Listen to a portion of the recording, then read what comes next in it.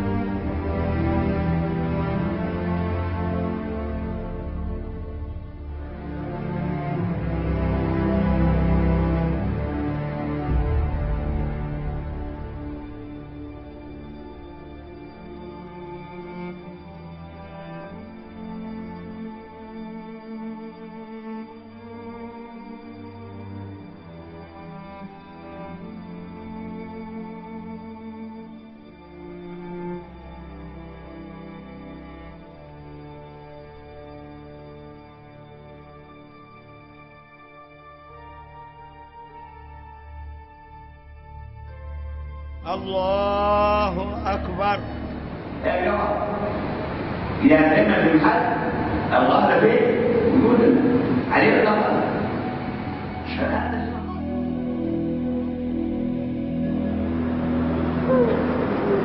فلنريد عذاب نعيده فلنريد التزار نعيده فلنريد بغلتنا نعيده ونازل الحمر لا تصبر وتظهر. كان ممن حباهم الله وجهة صادقة وإخلاصا عظيما وإرادة للحق جل جلاله، فكان ممن لقينا في أول زيارة لإندونيسيا وتسجل مع الدفعة الأولى الذين خرجوا إلى دار المصطفى، وابتدأت الدراسة بهم في العام 14 بعد 400 والألف من هجرة المصطفى صلى الله عليه وسلم. وكان في خلال ذلك على رغبة صادقة وجهد واجتهاد تام وإيثار للحق وصدق في الأخذ والتلقي وتطبيق لما يأخذ من النصائح والتوجيهات، فبدأت الآثار تظهر عليه في خصائص يؤتيها الله إياه، وهو لم يزال في وقت الطلب في وقت الأخذ والتلقي لدينا في تريم، وتكاثرت أنوار الصفات الصالحة والوجهات الصادقة ومغرسه حب الخير للأمة والرحمة لهم وحمل هم الدعوة إلى الله وأمانة البلاغ عن الله ورسوله.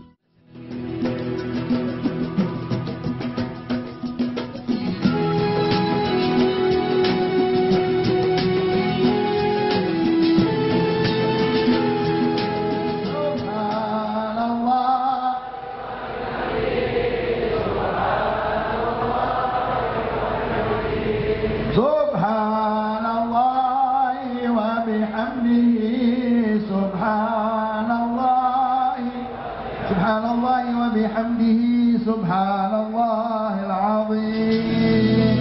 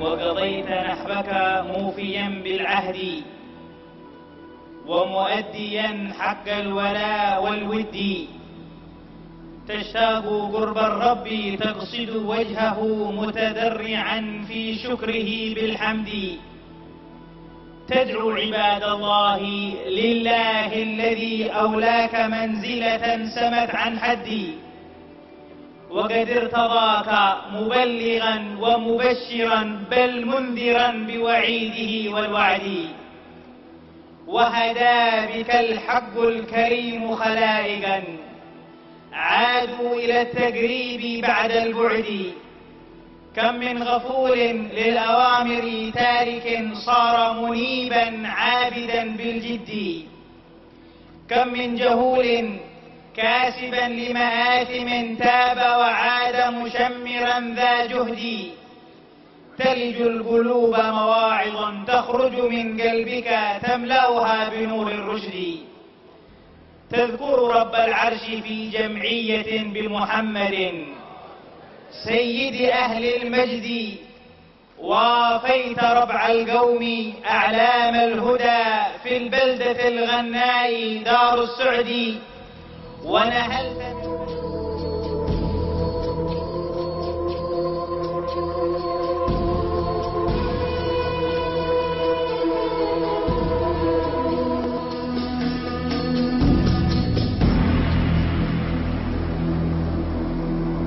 حمدنا للذي جمعنا فاغنموا صدق الوجهة إليه.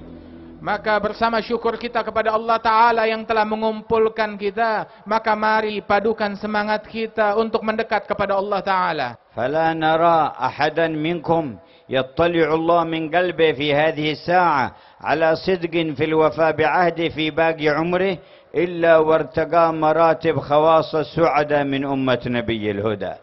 Sungguh tidaklah Allah Subhanahu wa Ta'ala melihat salah seorang dari kita dengan niat kesungguhan untuk menggunakan sisa umurnya dengan hal yang diridhai oleh Allah Ta'ala, melainkan dinaikkan derajatnya oleh Allah Subhanahu wa Ta'ala di jenjang-jenjang hidayat. Wa nad'uhu an la yaj'al bainana qalban illa mutawajjihan ilayh. وقد انحلت عنه عقدة الإصرار على معصية الله. Dan kita memanggil dan berdoa kepada Allah Subhanahu wa Ta'ala agar Allah Subhanahu wa Ta'ala tidak bangkitkan kita dari majlis ini, melainkan diampuni oleh Allah Subhanahu wa Ta'ala, dan Allah Ta'ala lepaskan kita daripada ikatan-ikatan kemaksiatan.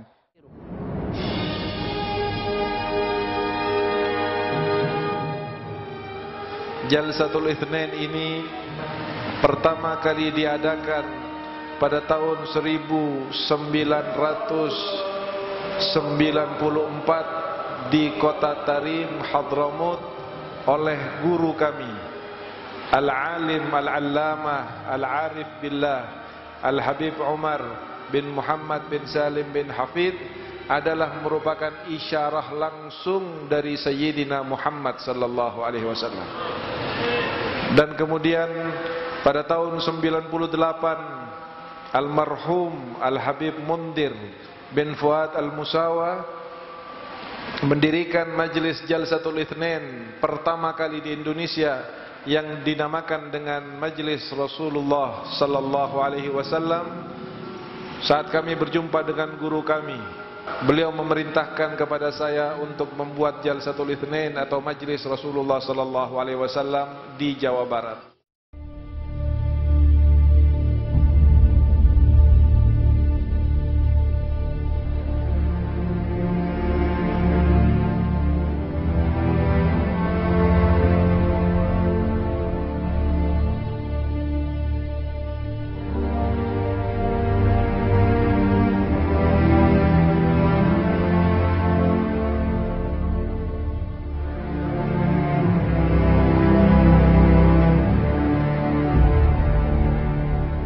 Adimis salata ala nabi Muhammadin faqabuluha hatman bila tardidi a'maluna bainal qabuli wa raddiha illa salata ala al-habibi Muhammadi.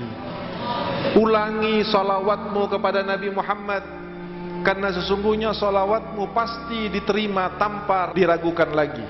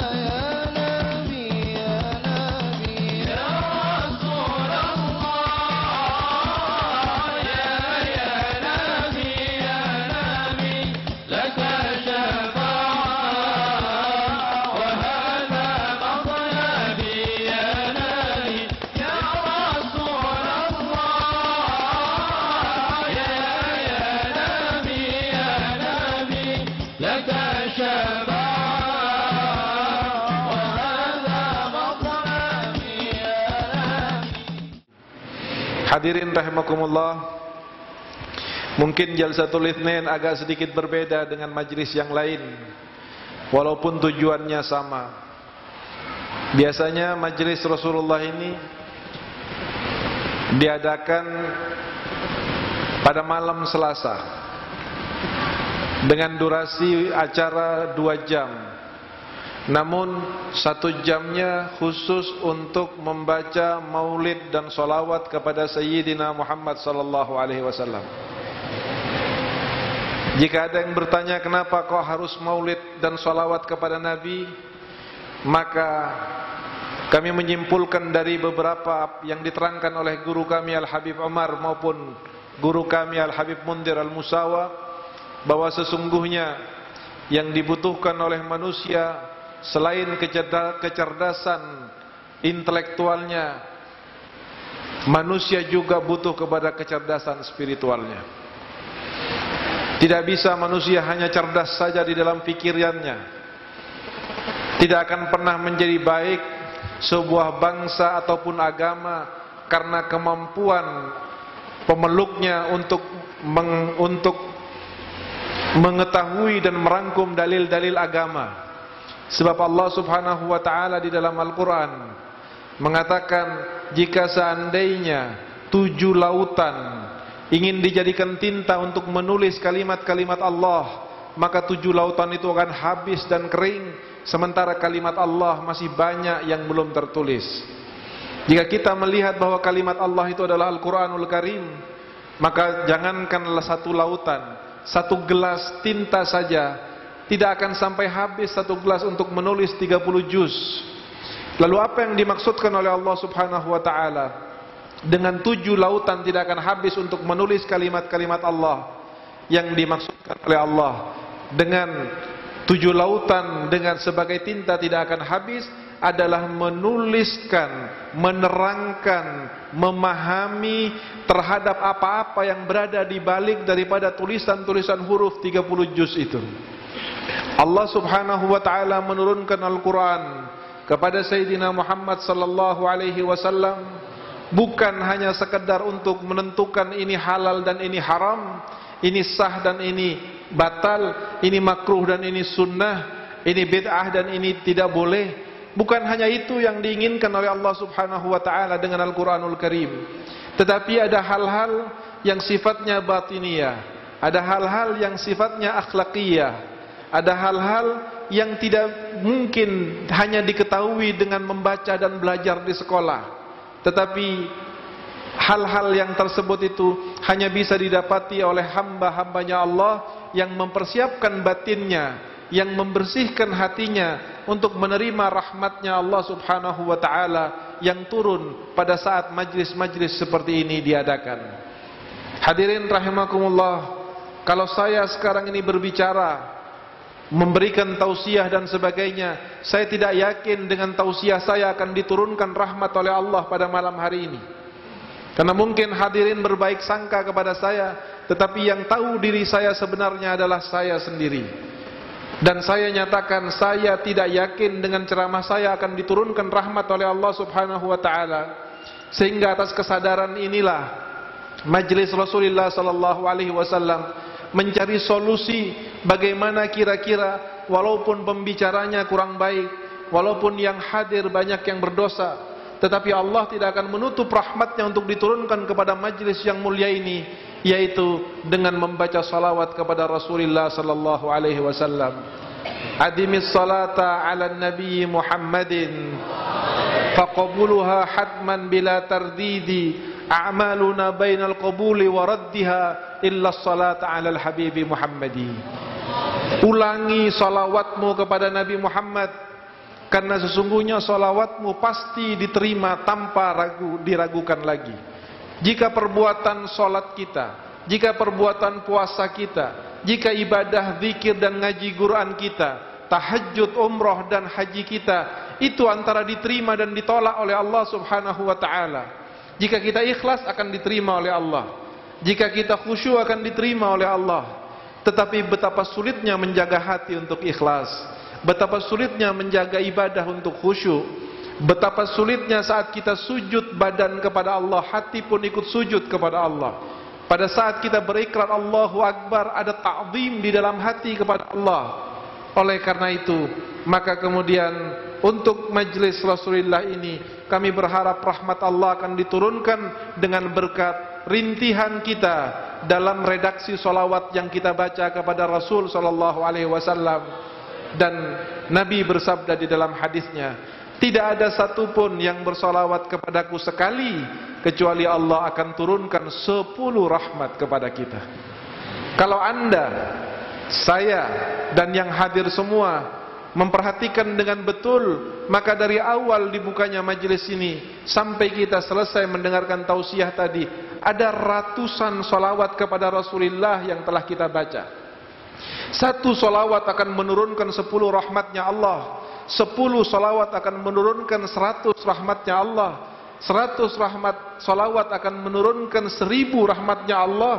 Bahwa kita pada malam hari ini adalah orang-orang yang dirahmati dengan ribuan rahmat dari Allah subhanahu wa ta'ala, yang mungkin 1 tahun ibadah kita kepada Allah belum tentu akan menghasilkan 1000 rahmat seperti yang kita hasilkan pada majlis di mana disebut, disanjung dan diagungkan nama Sayyidina Muhammad sallallahu alaihi wasallam.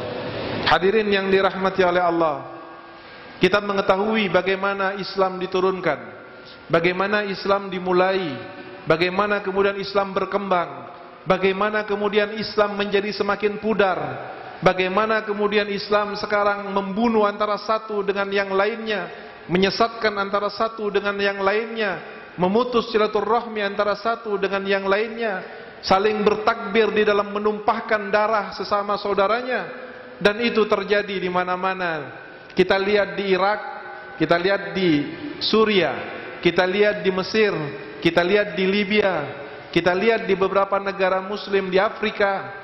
Semuanya carut marut, kacau balau, saling membunuh, saling mengkafirkan, saling menganggap sesat.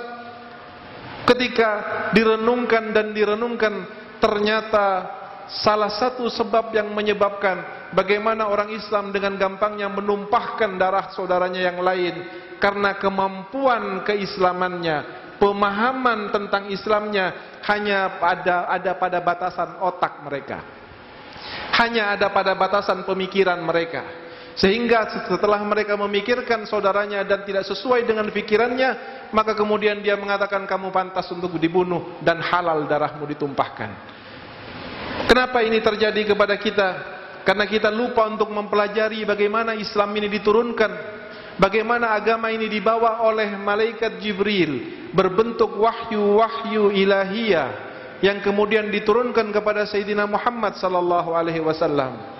Kalau Soekarno Presiden Republik Indonesia saja mewanti-wanti dengan mengatakan jas merah jangan sekali-kali merupakan sejarah, maka sesungguhnya jauh sebelum Presiden Republik Indonesia pertama mengatakan jangan melupakan sejarah, Allah sudah mengatakan fadzakirhum biayyamillah. Ingatkan mereka umatmu, ingatkan mereka kaum muslimin terhadap hari-hari yang pernah diturunkan oleh Allah kepada umatnya. Kita tahu para hadirin bagaimana hari-hari terjadi di umat jahiliyah. Mereka adalah manusia yang sama sekali buta daripada akhlak, buta daripada kebenaran akidah, buta daripada kebaikan-kebaikan yang harus dijalankan dalam kehidupannya, sehingga kemudian mereka dinamakan dengan umat jahiliyah. Hanya dalam waktu 23 tahun masyarakat Pandir jahiliyah, pembunuh anak perempuannya sendiri, penjual anak dan istrinya untuk judi, peminum khamr dan pezina setiap hari, hanya dalam waktu 23 tahun kemudian diberi label oleh Allah Subhanahu wa taala dengan firman-Nya, kuntum khaira ummatin ukhrijat linnas. Tidak ada lagi umat lebih baik, tidak ada lagi generasi yang lebih gemilang daripada generasi yang sebelumnya tidak pernah dikenal oleh sejarah kecuali terhadap kebodohan dan kejahatannya. Nabi Muhammadlah yang kemudian tampil kepada mereka, menjadikan mereka orang-orang yang kemudian dikenang dan sepanjang sejarah pantas ditulis dengan tinta emas. Ada Sayyidina Abu Bakar As-Siddiq, ada Sayyidina Umar ibn Al-Khattab, ada Sayyidina Uthman ibn Affan, ada Sayyidina Ali, ada Sayyidina Bilal, ada Sayyidina Talha, ada Sayyidina Zubair, dan banyak lagi yang lainnya. Mereka adalah orang-orang yang tadinya tidak dipandang, tidak memiliki apapun untuk bisa dibanggakan. Kemudian di antara mereka bahkan saat masih hidup, Nabi telah mengatakan, kamu adalah ahli sorga menurut Allah. Kamu oleh Allah telah dipilih menjadi ahli sorga. Kamu ahli sorga. Kamu ahli sorga. Padahal orangnya belum meninggal dan belum wafat. Bahkan sampai-sampai kepada ahli Badar, Rasul SAW bersabda, Allah telah berkata kepada kalian, kerjakan apa yang ingin kalian kerjakan. Sesungguhnya Allah telah ampuni dosa kalian semuanya, walaupun kalian akan mengerjakan apa saja. Tetapi dengan demikian, apakah kemudian mereka merasa punya peluang untuk melakukan dosa? Ketika sudah ada stempel dari Nabi, kamu mau mengerjakan apa, silahkan. Allah sudah ampuni dosamu. Mau zina, mau khamr, mau apa, Allah sudah ampuni dosamu. Apakah kemudian ashab Badar kemudian melepaskan syahwat liarnya untuk kemudian melakukan maksiat karena sudah dijamin oleh Allah? Tidak.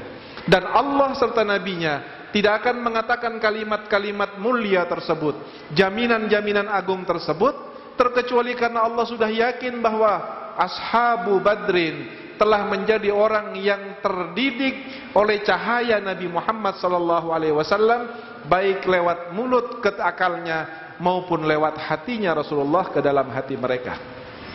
Ketika kita mempelajari kilas balik tentang turunnya Islam, maka kita tahu di dalam Al-Quran, para hadirin, ada banyak perintah-perintah Allah berkaitan dengan salat, berkaitan dengan zakat, dengan puasa, dengan haji, dan yang lain-lainnya. Perintah-perintah yang maha penting, perintah yang kalau ditinggalkan satu kali seperti salat saja dengan sengaja, amidan muta'ammidan, akan ditulis di pintu neraka namanya oleh Allah, lalu dia wajib memasukinya. Orang yang tidak mengeluarkan zakat akan disetrika nanti di hari kiamat di dalam neraka. Orang yang tidak melakukan ibadah haji, seandainya dia mampu untuk melakukannya, Nabi tidak bertanggung jawab apakah dia akan mati dalam keadaan iman atau tidak. Namun mari kita lihat kembali, apa pertama perintah Allah Subhanahu wa taala di dalam Quran kepada Nabi Muhammad? Apa petunjuk pertama kali yang diberikan oleh Allah kepada Rasulullah pada saat Nabi sedang dalam keadaan bingung melihat kondisi umat yang sangat luar biasa, kondisi umat yang sangat tidak sesuai dengan etika, kemuliaan, kemanusiaan yang pernah dimuliakan oleh Allah dalam firman-Nya, walaqad karramna bani Adam. Nabi Muhammad bingung untuk memperbaiki bagaimana caranya, padahal mereka adalah pemilik ruh, yang roh itu adalah kemuliaan sengaja ditiupkan oleh Allah ke dalam jasad setiap manusia. Dan jika orang mampu memelihara rohnya, mengolah rohnya, mempersiapkan rohnya, maka demi Allah dia akan lebih mulia dari malaikat walaupun dia seorang manusia. Maka kemudian Allah menyuruh malaikat Jibril menurunkan ayat yang berbunyi, Iqra bismi rabbikal ladzi khalaq. Pada saat malaikat Jibril mendatangi Nabi Muhammad di Gua Hira, dikatakan, baca wahai Muhammad. Nabi SAW berkata jujur dan dia adalah Al-Amin. Nabi mengatakan, ma'ana biqari, saya tidak bisa membaca. Dipeluk oleh malaikat Jibril dengan eratnya. Dan ini disebutkan di dalam kitab Al-Bukhari, babu bad'i nuzulil wahyi. Dipeluk oleh malaikat Jibril lalu dilepas. Dibilang, Iqra ya Muhammad, baca wahai Muhammad.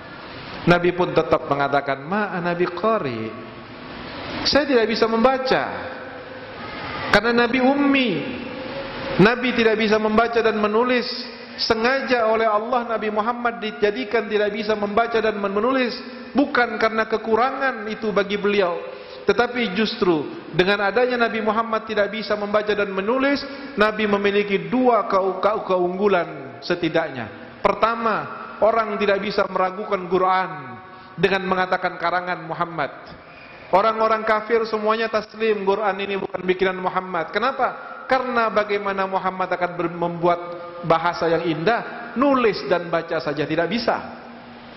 Dan yang kedua, walaupun Nabi Muhammad tidak bisa membaca, tetapi kemuliaan buat beliau Karena tidak ada orang alim pun, tidak ada orang yang menguasai ilmu luas pun, tidak akan pernah ada Syafi'i, Maliki, Hanafi dan Hambali serta Syekh Abdul Qadir Jailani maupun Imam Ibnu Hajar dan Romli kalau tidak ada Sayyidina Muhammad yang tidak bisa membaca dan menulis.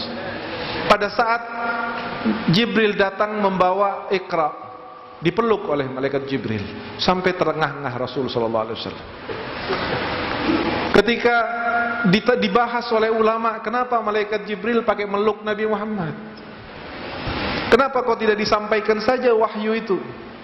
Ada dari para ulama salafus saleh, daripada ahli ma'rifah billah mengatakan bahwa sesungguhnya Jibril menyampaikan Iqra lalu memeluk Nabi Muhammad sallallahu alaihi wasallam dengan pelukan yang erat karena rindunya kepada Rasulullah sallallahu alaihi wasallam. Ketika sahabat Jabir bin Abdullah bertanya kepada Nabi, "Ya Rasulullah, kapan engkau menjadi seorang nabi?" Dia ingin tahu kapan dia menjadi nabi. Kok titelnya Imamul Anbiya wal Mursalin, titelnya Qaidul Ghurril Muhajjalin. Kapan engkau menjadi nabi ya Rasulullah? Rasul akan menjawab tentang kapan dia menjadi nabi. Akan tetapi Rasulullah terlebih dahulu ingin memberi pelajaran, ingin memahamkan kepada Jabir bahwa lebih penting engkau tahu siapa diriku terlebih dahulu, lalu engkau tahu bahwa aku kapan menjadi nabi, daripada engkau hanya mengetahui aku nabi tetapi engkau tidak tahu siapa diriku. Oleh karena itu kemudian Rasulullah mengatakan pertanyaan kapan menjadi nabi itu dijawab menjadi jawaban nomor kedua. Tapi Nabi pertama kali mengatakan kuntu nuran baina yadayillahi ta'ala wa adamu mujaddalun fi tinatih. Aku ini adalah cahaya di sisi Allah, kata Nabi Muhammad. Wahai Jabir, kamu bertanya kapan aku jadi nabi? Dengarkan, aku cahaya di sisi Allah, di sisi arsy-Nya Allah.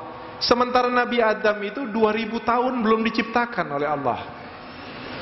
Itu harus kau tahu dulu, supaya engkau nantinya melihat aku bukan hanya pada tataran amaliyah dohirku, bukan hanya pada penjelasan-penjelasan harfiahku, tetapi engkau harus tahu siapa diriku. Dan itulah yang diajarkan oleh Nabi kepada sahabatnya, itulah yang ditanamkan oleh Rasulullah kepada para sahabatnya, sehingga kita tahu sahabat Nabi Muhammad sallallahu alaihi wasallam adalah orang-orang yang disiplin dalam mengamalkan sunnah, yang sangat ketat di dalam mengikuti ajaran-ajaran Nabi, tidak mau hal-hal yang tidak dikerjakan oleh Nabi dan tidak tersirat maknanya, nilainya di dalam Quran. Mereka tidak mau sama sekali.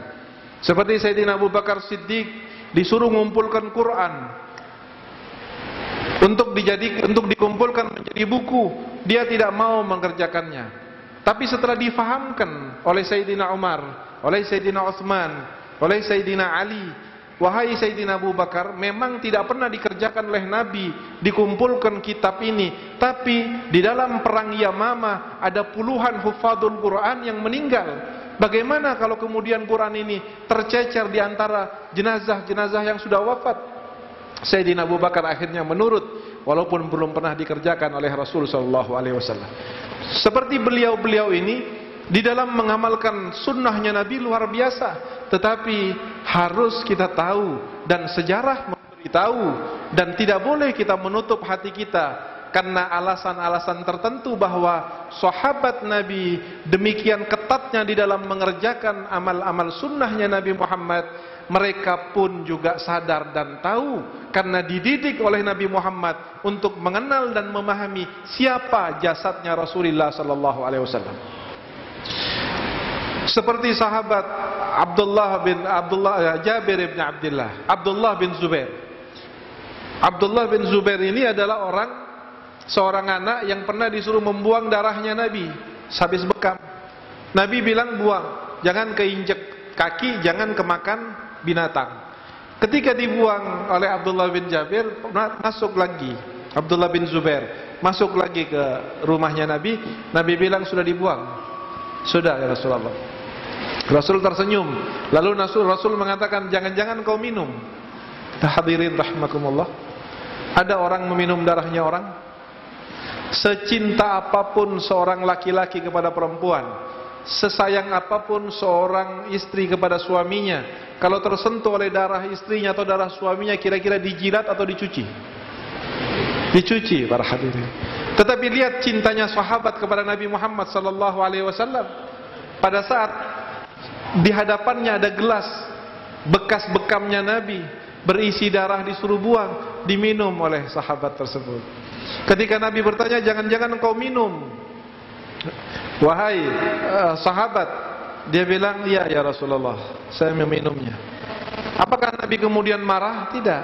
Nabi bahkan mengatakan, barang siapa yang darahnya bercampur dengan darahku tidak akan tersentuh oleh api neraka. Bukan sholat 1000 rakaat, bukan menghatamkan Quran 1 juta kali, bukan kemudian dia melakukan umroh dan haji ratusan kali, hanya meminum darahnya Rasul sallallahu alaihi wasallam yang secara zahirnya tidak baik, tidak pernah diperintahkan Nabi. Mungkin sebelum ketemu Nabi ada orang yang negor, kamu jangan keterlaluan mencintai Nabi Muhammad, masa darahnya diminum? Tetapi ketika datang di hadapan Rasulullah, apa yang Nabi katakan? Man khalata dami la tamassahun nar. Orang yang darahnya bercampur dengan darahku tidak akan pernah disentuh oleh api neraka. Nabi Muhammad ada di dalam gua kecil di belakang. Sahabat semua berlapis-lapis menjadikan badannya tameng. Untuk menahan apa? Untuk menahan panah yang kepada Rasulullah biar mancap ke saya. Tombak yang mau dilemparkan kepada Nabi Muhammad biar menancap di saya. Pedang yang akan ditebaskan kepada Nabi Muhammad biar menebas leher saya. Artinya, sahabat mengatakan, jangan ada pedang, jangan ada tombak, jangan ada panah. Kalau harus memilih, Nabi Muhammad lebih baik jangan tertusuk duri kecil, dan kami siap untuk menghadang seluruh senjata-senjata kalian. Radhiyallahu ta'ala anhum wardahum. Ketika selesai peperangan, Nabi masuk ke dalam gua dalam keadaan berlumuran darah Rasulullah karena lukanya. Tiba-tiba datang seorang Malik bin Sinan, melihat wajah Nabi berlumuran darah. Dia minta izin ke Rasul, ya Rasulullah, izinkan aku untuk membersihkan wajahmu. Diizinkan oleh Nabi Muhammad. Dengan apa sahabat ini membersihkan wajah Rasulullah? Bukan dengan sorbannya, karena barangkali sorbannya sudah kotor, gamisnya sudah kotor dalam peperangan yang bercampur debu. Orang ini kemudian mengambil inisiatif untuk membersihkan darah di wajah Nabi dengan menjilatnya, para hadirin.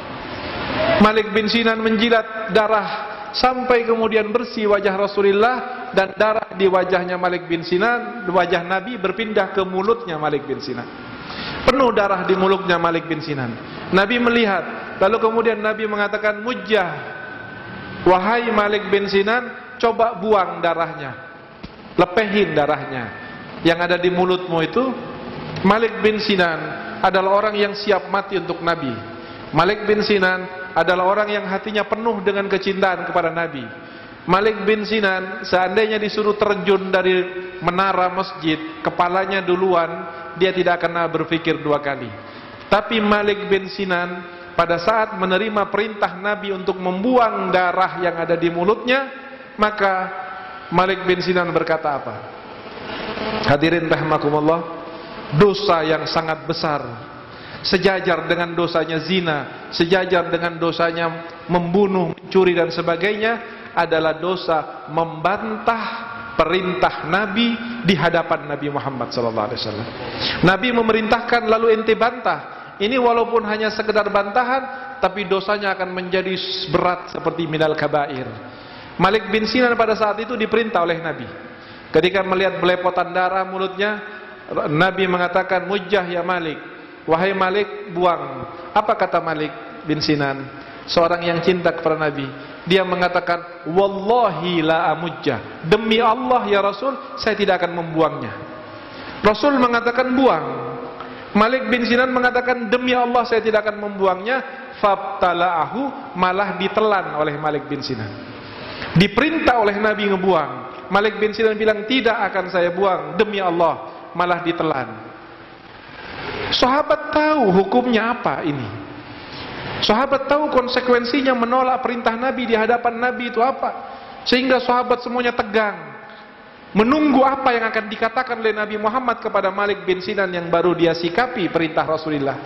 Tiba-tiba Nabi berkata, menoleh kepada sahabatnya dan berkata, "Man sarrahu ayyandura ila rajulin min ahlil jannah falyandur ila hadzal rajul." Wahai sahabat-sahabat, siapa dari kalian yang pengen melihat ahli sorga, orangnya masih hidup di depan kalian, lihatlah kepada Malik bin Sinan. Malik bin Sinan yang baru melanggar perintah Nabi, Malik bin Sinan yang baru mengatakan tidak demi Allah ya Rasulullah. Malah bukannya dia dikasih dosa oleh Nabi, bahkan Nabi mengatakan siapa pengen lihat ahli sorga, lihatlah Malik bin Sinan. Kenapa hadirin rahimakumullah Malik bin Sinan mendapatkan hal yang demikian? Karena Nabi tahu apa yang dilakukan oleh Malik bin Sinan adalah sebuah ungkapan dan ekspresi cinta yang mendalam kepada Rasul sallallahu alaihi wasallam. Tidak akan pernah terjadi sorga kepada siapapun kecuali di dalam hatinya dipenuhi rasa cintanya kepada Rasul sallallahu alaihi wasallam. Tidak akan seorang pun diizinkan oleh Allah untuk masuk ke dalam sorga terkecuali dia telah dipastikan tidak memiliki masalah dalam hatinya dengan Nabi Muhammad sallallahu alaihi wasallam. Bahkan ketika seorang berusia 500 tahun dari Bani Israel, beribadah tidak pernah bermaksiat pada Allah, dibangkitkan oleh Allah, lalu dihisab amalnya, lalu dinyatakan dia baik, lalu Allah berkata masukkan dia ke sorga dengan rahmatku. Orang itu bilang, ya Rabb, apakah tidak boleh aku masuk sorga dengan amalku? 500 tahun aku beribadah kepada engkau. Allah subhanahu wa ta'ala mengatakan kepada malaikat, bawa orang ini, timbang matanya dengan amal ibadahnya 500 tahun, maka aku pengen lihat mana yang lebih berat.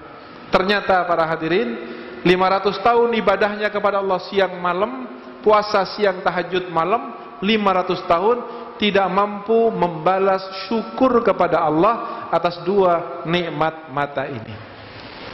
Allah bilang masukkan dia ke dalam neraka walaupun sudah ibadah 500 tahun tanpa dosa. Dengan keadilanku, karena apa? Karena berarti dia masih belum mampu untuk membalas terima kasih syukur terhadap tangannya, matanya, mulutnya, kakinya, sehingga masukkan dia ke neraka. Orang itu mengatakan, ya Rabb, saya akan masuk surga dengan rahmatmu. Maka masuklah surga dengan rahmatnya Allah subhanahu wa ta'ala. Dan rahmat Allah itu siapa para hadirin? Di dalam Al-Quran dikatakan, wa ma arsalnaka illa rahmatan lil alamin. Allah tidak menurunkan Nabi Muhammad utusan kecuali untuk rahmat, membawa rahmat dan sebagai rahmat. Dan tidak ada yang bisa masuk ke surganya Allah kecuali lewat pintu rahmatnya Nabi Muhammad sallallahu alaihi wasallam. Dan kita pada malam hari ini insyaallah berada di tengah-tengah kebun rahmatnya Rasulullah sallallahu alaihi wasallam. Dan acara-acara majlis Rasulullah ini selain nantinya akan dibagi menjadi dua sesi. Sesi pertama salawat, sesi kedua akan bergantian para ulama-ulama di daerah sini untuk memberikan tausiahnya, yang kemudian ditutup dengan zikrul jalalah, tadarru dan munajat kepada Allah terhadap dosa-dosa kita agar diampuni, terhadap hajat kita agar dikabulkan, terhadap penyakit kita agar disembuhkan, kesulitan dan musibah kita agar diangkat. Tetapi maulid adalah acara inti dari majlis ini, solawat adalah acara inti dari majlis ini. Karena baik Habib Umar maupun Habib Mondir dan kami sendiri sebagai para asatidzah di sini, yang kami intikan acara dalam majlis Rasulullah ini adalah solawat dan salam kepada Rasulullah sallallahu alaihi wasallam. Hadirin yang dirahmati Allah, ketika malaikat Jibril membawa Iqra, dipeluk Nabi Muhammad saking kangennya, karena hanya dari dulu cahaya dilihat, tiba-tiba cahayanya enggak ada. Tahu-tahu masuk ke sulbinya Adam, turun ke sulbinya Nuh, Ibrahim, sampai kemudian satu hari Allah memerintahkan, wahai Jibril, bawa wahyu ini berikan kepada Nabi Muhammad.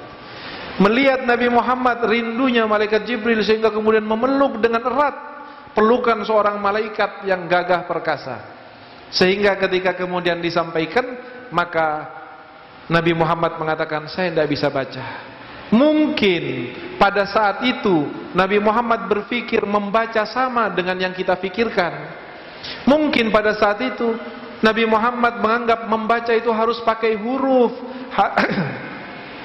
harus kenal dengan huruf, harus ada abjad bahasa dan hurufnya. Tetapi dari itulah Allah ingin memperkenalkan dan mendidik serta memberitahu kepada Sayyidina Muhammad bahwa sepintar apapun kamu membaca dengan huruf dan abjad, pasti kamu tidak akan pernah mencapai kepada kemuliaan manusia, tujuan manusia kau diciptakan, terkecuali engkau menyertakan satu lagi yang lebih penting dari sekedar matamu membaca dan pikiranmu mengenal huruf. Sebab para hadirin rahimakumullah, kalau kita keluar ke sana melihat ada yang mabok, ada yang zina, ada yang korupsi, ada yang zalim, ada yang membegal, tanyakan kepada dia, hukumnya apa? Boleh apa tidak? Semuanya pasti akan tahu.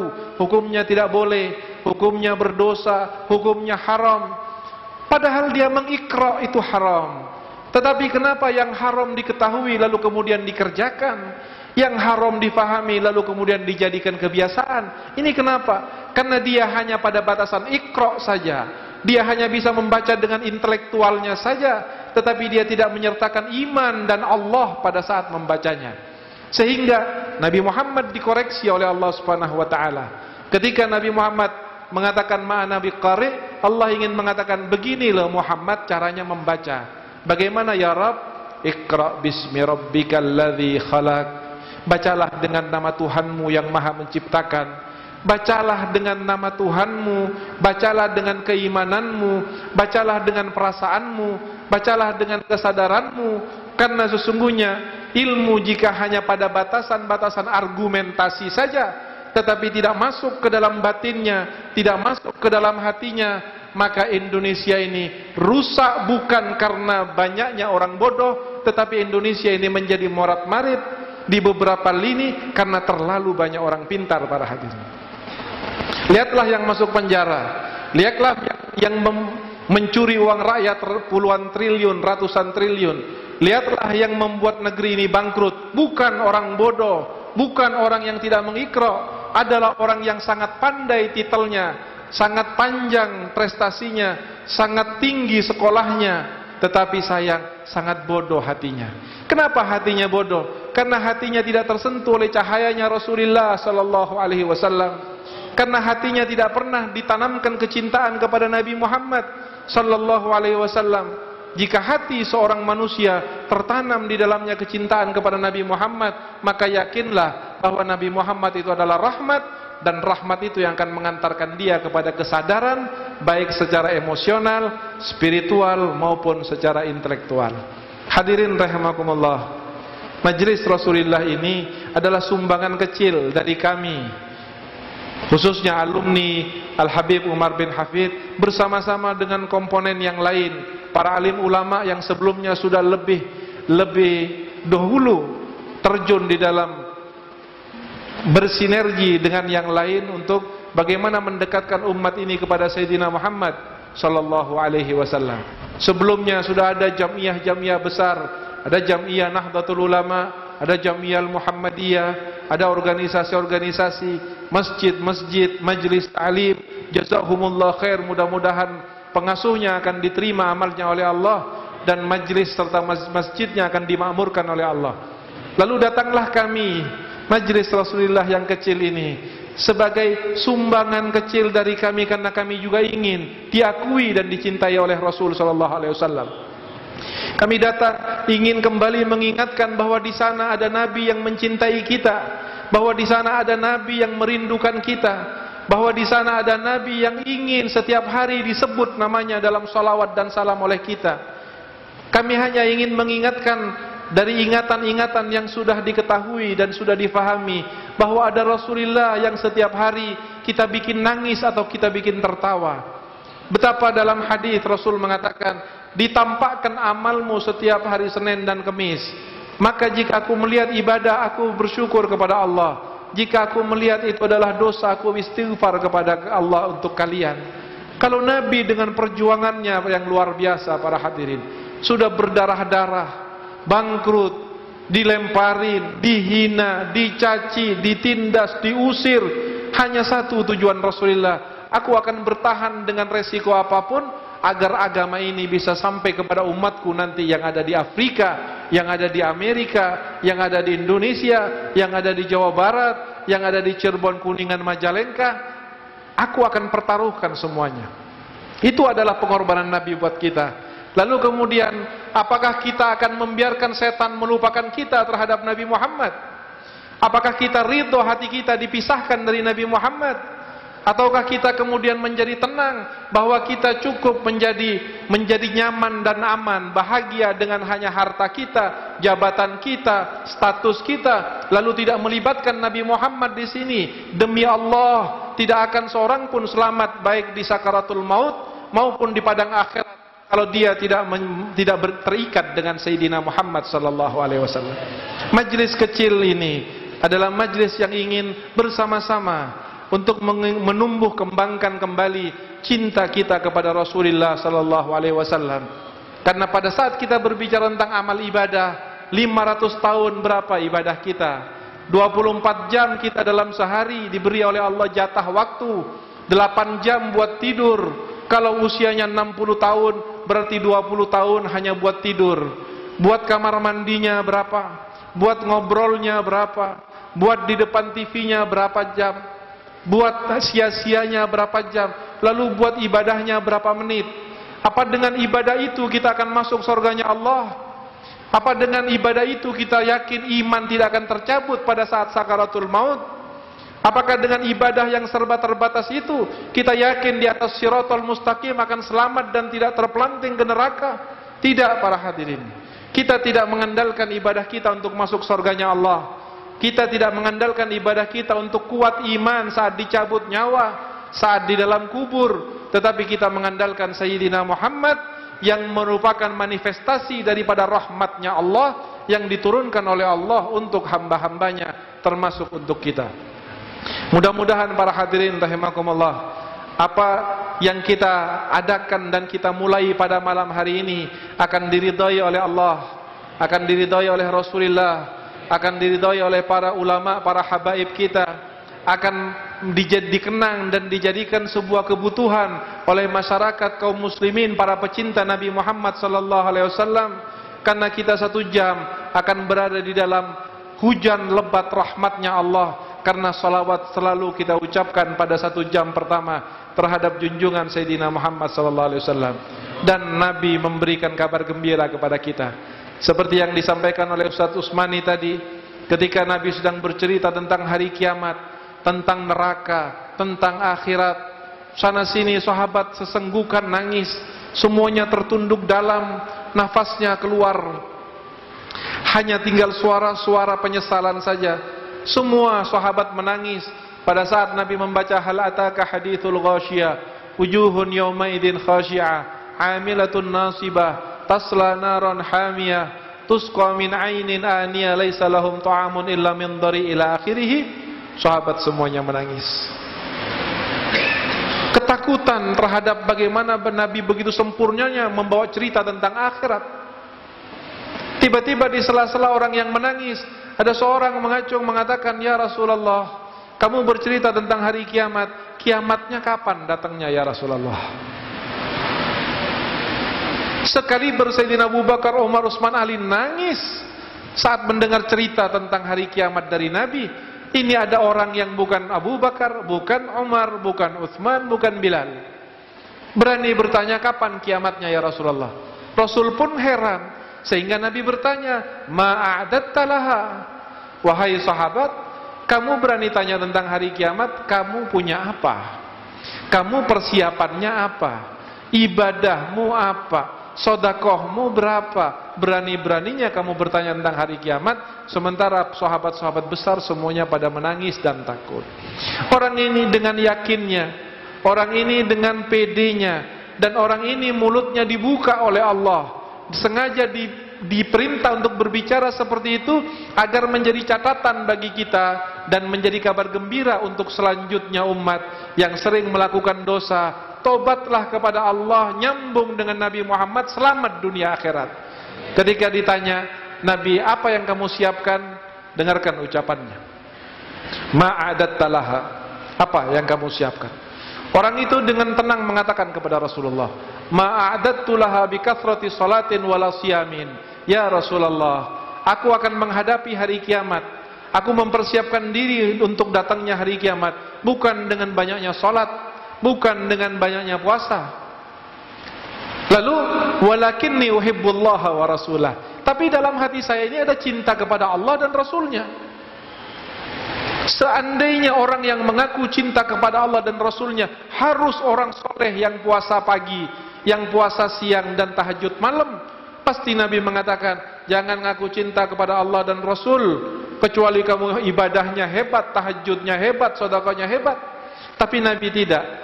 Pada saat orang itu mengatakan, saya nggak punya sholat banyak, saya tidak punya puasa banyak, tapi saya cinta kepada Allah dan Rasulnya, Nabi sallallahu alaihi wasallam kemudian mengatakan, innama yuhsyarul mar'u ma'a man ahab, wa fi riwayatin anta ma'a man ahbabta. Bergembiralah wahai sahabatku, sesungguhnya nanti di akhirat, nanti di padang mahsyar, orang itu akan bersama dengan orang yang dicintainya. Lalu pertanyaannya, siapa yang kita cintai? Siapa yang kita rindukan? Siapa di dalam hati kita yang selalu membuat kita sedih dan gembira? Apakah itu Allah?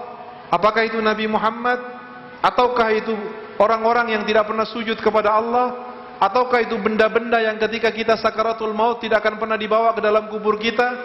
Alangkah ruginya orang yang meletakkan selain Allah dan Rasulnya untuk dicintai di dalam hatinya. Karena demi Allah, selain Allah dan Rasulnya, tidak akan pernah mampu seseorang untuk diselamatkan dari azab dan nerakanya Allah subhanahu wa ta'ala. Kita jangan biarkan setan berkelamaan. Kita jangan biarkan iblis terlalu lama mempermainkan hati kita dan direbut hati kita dari cintanya kita kepada Nabi Muhammad. Kita malam ini berikrar akan mengembalikan hati kita kepada Sayyidina Muhammad sallallahu alaihi wasallam. Wahai iblis dan setan, cukup malam ini kamu merebut hatiku, dan setelah malam ini hatiku akan kami berikan kepada Rasulullah sallallahu alaihi wasallam. Jika kita membuka niat baik tersebut malam hari ini, maka Allah subhanahu wa ta'ala tidak bakhil seperti kita.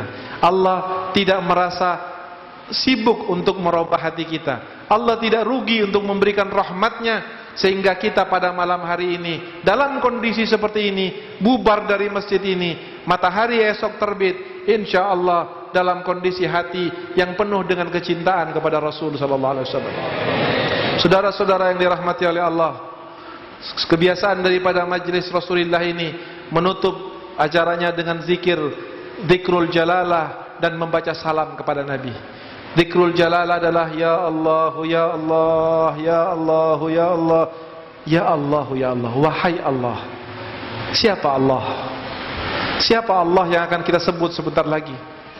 Allah itu yang mampu memberikan kekayaan, mampu memberikan keselamatan, memberikan kesehatan, atau menjadikan kita mati, menjadikan kita sakit, menjadikan kita miskin, menjadikan kita sengsara, menjadikan kita terhina. Itu semuanya di tangan Allah.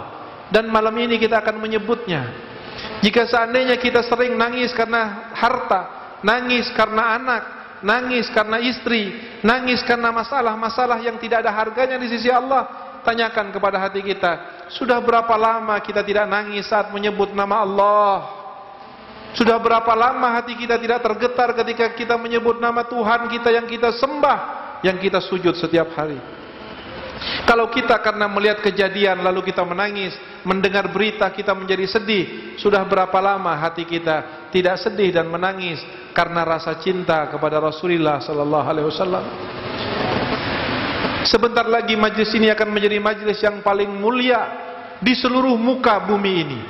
Kenapa? Karena majlis ini sebentar lagi akan menyebut namanya Allah, dan siapapun yang ada di majlis ini menyebut namanya Allah, pada saat yang bersamaan namanya satu persatu akan disebut oleh Allah di hadirat para malaikat. Siapa yang lebih mulia dari seorang hamba yang namanya disebut oleh Allah? Dan sebentar lagi kita akan membaca salam kepada Sayyidina Muhammad sallallahu alaihi wasallam. Assalamualaikum ayuhan nabiyyu wa rahmatullahi wa barakatuh. Tahukah para hadirin, jika seandainya nama salam ini dibaca oleh kita, apa yang terjadi dengan Nabi Muhammad? Di dalam hadisnya Rasul bersabda, "Ma min muslimin yusallimu alayya illa raddallahu alayya ruhi hatta aruddahu alaih."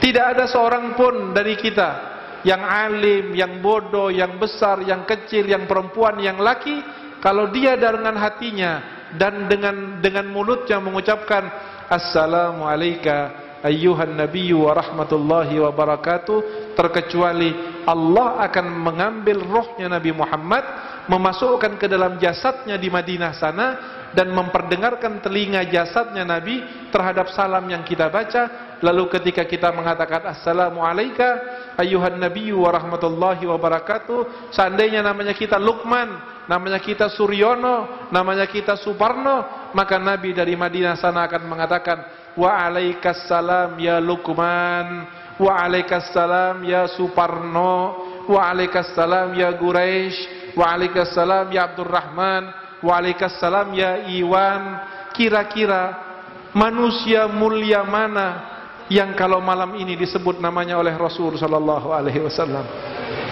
Ini nilai-nilai iman, nilai-nilai tersembunyi yang sengaja disembunyikan oleh orang-orang yang tidak suka kepada Nabi Muhammad, agar hati umat Nabi Muhammad tidak lagi menyambung Nabi Muhammad.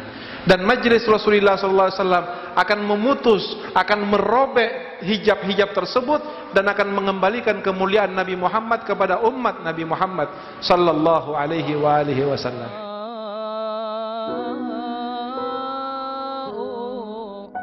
فحمدا لرب خصنا بمحمد وانقذنا من ظلمة الجهل والدياجر.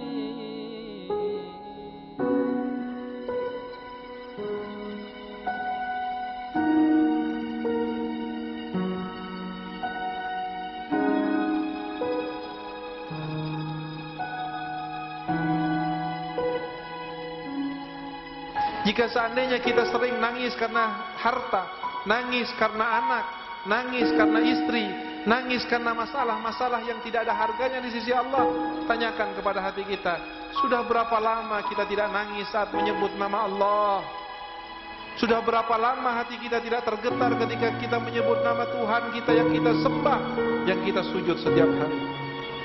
Kalau kita karena melihat kejadian lalu kita menangis, mendengar berita kita menjadi sedih, sudah berapa lama hati kita tidak sedih dan menangis karena rasa cinta kepada Rasulullah sallallahu alaihi wasallam?